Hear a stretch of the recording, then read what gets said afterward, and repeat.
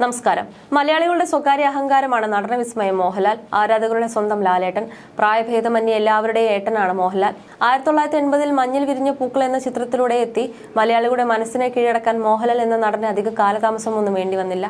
ഇപ്പോഴത്തെ മണ്ണാറശാല നാഗരാജ ക്ഷേത്രത്തിൽ ദർശനം നടത്തിയിരിക്കുകയാണ് നടൻ മോഹൻലാൽ. ഇന്നലെ വെളുപ്പിന് 4 മണിയോടെയാണ് സുഹൃത്തും സനൽകുമാറിനൊപ്പം മോഹൻലാൽ ക്ഷേത്രത്തിലെത്തിയത്. പ്രാർത്ഥനയ്ക്ക് ശേഷം മണ്ണാറശാല അമ്മയെ കണ്ട് അനുഗ്രഹം വാങ്ങിയാണ് മോഹൻലാൽ മടങ്ങിയത്. ക്ഷേത്ര ഭാരവാഹികളായ നാഗദാസ്, ജയദേവൻ എന്നിവർ ഒപ്പമുണ്ടായിരുന്നു. കുറച്ചു മാസങ്ങൾക്ക് മുമ്പ് ഇരിക്കൂർ മാമാനിക്കുന്ന് മഹാദേവ ക്ഷേത്രത്തിൽ മോഹൻലാൽ ദർശനം നടത്തിയിരുന്നു. പുലർച്ചെ 5:30-നാണ് അദ്ദേഹം ഇരിക്കൂർ മാമാനിക്കുന്ന് ക്ഷേത്രത്തിലെത്തിയത്. അന്ന് ക്ഷേത്രത്തിലെ പ്രധാന വഴിപാടായ മറിക്കൊത്തൽ നടത്തിയിരുന്നു. ക്ഷേത്രത്തിന്റെ ഐതിഹ്യം ചോദിച്ചറിഞ്ഞ നടൻ മേൽശാന്തി ചന്ദ്രൻ മൂസതിൽ നിന്ന് പ്രസാദം സ്വീകരിച്ചാണ് അന്ന് മടങ്ങിയത്. ഇതിന്റെ ദൃശ്യങ്ങളും വീഡിയോകളുമെല്ലാം അന്ന് സോഷ്യൽ മീഡിയയിൽ ശ്രദ്ധ നേടിയിരുന്നു. കണ്ണൂരിൽ വിവിധ പരിപാടികൾക്കായി എത്തിയപ്പോഴായിരുന്നു മോഹൻലാൽ വഴിപാട് ചെയ്യാനായി എത്തിയത്. അന്നു മുതൽ സോഷ്യൽ മീഡിയയിൽ ഏറെ സംസാരമായിരുന്നു മോഹൻലാൽ നടത്തിയ വഴിപാടുകളെക്കുറിച്ച്. ക്ഷേത്രത്തിലെ ഏറ്റവും വലിയ വഴിപാടാണ് താരം നടത്തിയത്. ഈ വഴിപാട് നടത്തിയാൽ ദോഷങ്ങളും മാർഗതടസ്സങ്ങളും അകലുമെന്നാണ് വിശ്വാസം.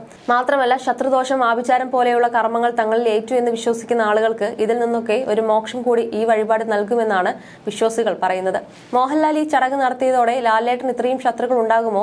ലാലേട്ടൻ എന്ത് സംഭവിച്ചു? കുടുംബത്തിൽ എന്തെങ്കിലും ദോഷം സംഭവിച്ചു കാണും എന്നുള്ള സംശയങ്ങളും ആരാധകർ പങ്കിട്ടിരുന്നു. എന്നാൽ പൊതുവെ ഈശ്വരവിശ്വാസിയായ ലാലേട്ടൻ കേരളത്തിലുള്ള ഒട്ടുമിക്ക ക്ഷേത്രങ്ങളും ദർശനം നടത്താറുണ്ട്. പൊതുവെ വഴിപാടുകൾ കഴിക്കുന്നതിന് പിന്നിൽ ഒരു അജണ്ട ഉണ്ടെന്ന് തോന്നുന്നില്ല എന്ന അഭിപ്രായവും ചിലർ അന്ന് പറഞ്ഞിരുന്നു. അതേസമയം തന്റെ സിനിമാ തിരക്കുകളിലാണ് മോഹൻലാൽ. അദ്ദേഹത്തിന്റേതായി പുറത്തെത്താനുള്ള ചിത്രങ്ങൾ അണിയറയിലാണ്. ഈ വേളയിലാണ് മണ്ണാറശാല ദർശനം. മോഹൻലാലിന്റെ 360-ാം ചിത്രമാണ് തരുൺ മൂർത്തി സംവിധാനം ചെയ്തത്.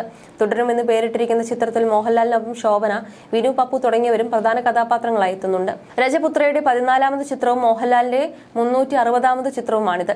ഏറെ ശ്രദ്ധേയമായ ഓപ്പറേഷൻ ജാവ, സൗദി വെള്ളക്ക എന്നീ ചിത്രങ്ങൾക്ക് ശേഷം തരുൺമൂർത്തി ഒരുക്കുന്ന ചിത്രം എന്ന നിലയിലും പ്രൊജക്ടിന് പ്രതീക്ഷകളേറെയാണ്.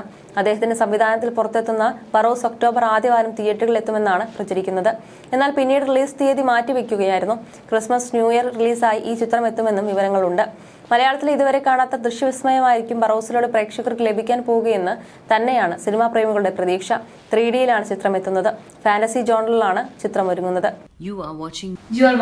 You're watching me on metromatney.com.